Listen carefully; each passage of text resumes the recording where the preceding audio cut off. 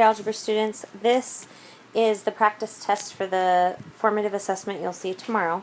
So just follow along. Okay, so here's the first problem, and it's a GEMDAS problem. We're simplifying. So really we have to distribute, but remember in algebra we really want to change all of those negatives to plus the opposite to start. And now I'm going to go ahead and solve my problem, and so I'm really distributing that negative 2x. So a negative 2x times a 4x gives me a negative 8x squared. And then I'm adding it to the negative 2x times a negative 3, which is a positive 6x. And then I'm adding it to the 6x squared. Now my trick for making sure that I don't forget any of the terms is to cross them out as I use it. So I have a negative 8x squared and a 6x squared, and if I combine those guys, I have a negative 2x squared. And now I'm going to use a positive 6x and a negative 5x, and when I combine them or add them together, I get a positive 1x. And so this becomes my final answer. Let's do the next one, and this is the tricky one. Remember that this negative right here has to be distributed through that parenthesis. So what you're really saying, and I highly recommend you writing it this way, is 7 plus a negative 1 times the quantity 2x minus 3 plus x plus 12. And then I would go back and change all of your subtraction to addition and change the power. Now that you can see that you have to distribute that negative 1, you can distribute it through a little bit easier. Okay, and now I'm going to combine my like terms. So I don't have any x squares, but I do have a negative 2x and a positive x, and combined they leave a negative 1x. And then I have a 7 plus a 3, which is 10, plus a 12, which is 22. And this becomes my final answer. Okay, so now I'm down to problem number 3, number properties, operations. And number 3 says that they want us to give an example. So additive inverse means what? It means adding. Inverse means the opposite. So in a problem like x plus 4 equals 8, my additive inverse would be adding a negative 4 to both sides. And I'd end up with x is equal to 4. And so this step here is my additive inverse, adding the opposite. And more simply, you could show it just by saying something like x, actually I don't want to use x, you could say it as 4 plus a negative 4, that's adding the opposite, is equal to a 0. And here we made a 0. Okay? So now number 4 says identify the number property that's shown. And so if you take a look, there's parentheses on this side and there's no parentheses on the right side. Well, that tells me probably distribution. But I would always double check. Distribute this side and see if it comes out to match. So if I distribute my 3, I get 3x minus 21. And that is what's on the other side. So this is the distribution property. And you don't have to write it all out. Just make sure that your abbreviation is very legible. All right, let's look at the next problem. The next page has problem number 5 and 6 on it. And this is where we are evaluating, which means we're getting a numbered answer. So that means we have to substitute in values for our variables. So I'm going to plug in for my b, I'm going to plug in a negative 5. And remember that these parentheses are very important when you're dropping in a value for a variable. And so I'm expecting to see a parenthesis for each variable that you drop in. And negative 5 times negative 5 is 25 minus, and I'm going to do 4 times 2, which is 8, times that negative 3. So I have 25 minus a negative 24. And a subtraction, we change to addition and change our power.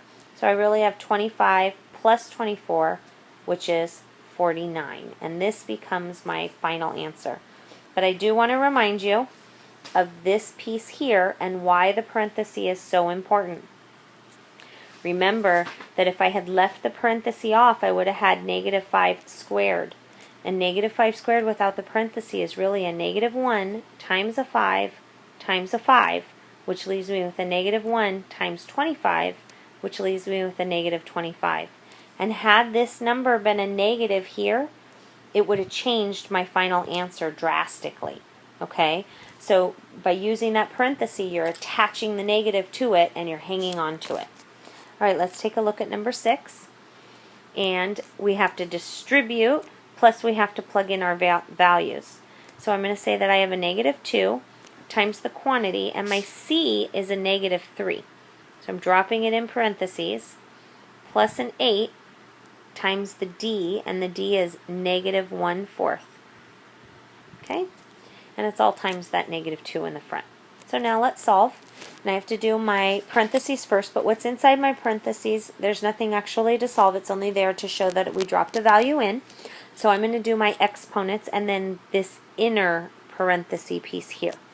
So I'm going to leave my negative 2, and I'm going to say negative 3 times negative 3 is positive 9, plus, and I have an 8 times a negative 1/4. And so 8 times negative 1/4, remember I can find an equivalent form of 1, and I can really say that I have a negative 2. And now I have a negative 2 times a 7, because when I solve 9 plus negative 2, I get a 7. And negative 2 times 7 is negative 14. And that's my final answer. Okay, let's look at the next. The next problem is back to the very, very basics, just in case you didn't get a perfect 4. Okay, these are like the review problems. And so if you remember, when you are adding and the signs are the same, you just add and you keep your signs. So we know our answer is going to be negative. And 32 plus 10 would be 42, but 9 is 1 less, so that would make it 41. So my final answer is negative 41. Number 8, we want to see that you change subtraction to addition and change the power, which means that you really have opposites. You have 18 of the negatives and you have 12 of the positives. Well, you have more negatives, so your answer is going to be negative, and since they are opposites, you're subtracting. 18 minus 12 is 6. So your final answer is a negative 6. Number 9, again, reviewing just the rules, multiplying and dividing. Positive times a positive gives me a positive. Negative times a negative gives me a positive. And a positive times a negative gives me a negative. So this answer is negative. And then there's a couple ways you can do it. You can do your traditional long multiplication steps, or you can say I have 10 plus 6 times that 6. And so I really have 60 plus 36, which is 96. So my answer is negative 96. And if you do the traditional math, you get the same answer. 6 times 6 is 36. Carry my 3. 6 times 1 is 6, plus 3 is 96. All right, and again, division. A positive and a negative is going to give me a negative answer for sure. So over here, I can take these numbers to primes, or I can just do long division. I tend to just use long division. 12 goes into 15 one time, so you have a remainder of 3. Bring down the 6. 12 goes into 36 3 times. So my answer is 13, but it is negative because a positive divided by a negative is a negative. And lastly, the ones that you all need 4s on, we are not, take a look, not solving. We are just writing the equation. So 12 more than half a number x. So 12 more means that I'm adding 12 to something. And I'm adding it to half a number x. So that would be x divided by 2. And it is 15. And is means equals. So this is my answer for number 11. Number 12, a rectangle with a perimeter of 124 feet has a width of 27 feet. what is the length of the rectangle? So usually I draw my shape and I say length times width, and I know that the perimeter is equal to 124, and my width, we just said, was 27. So I'm really trying to find my length. So the formula that we use for perimeter is P equals 2L plus 2W. So let's plug in what we know. 124 is equal to 2L plus 2 times 27. And that's a perfect formula. You can take it further if you want to set it equal to L, but really, this is a totally acceptable answer, and then you can solve for your variable from there. All right, be ready for the test tomorrow.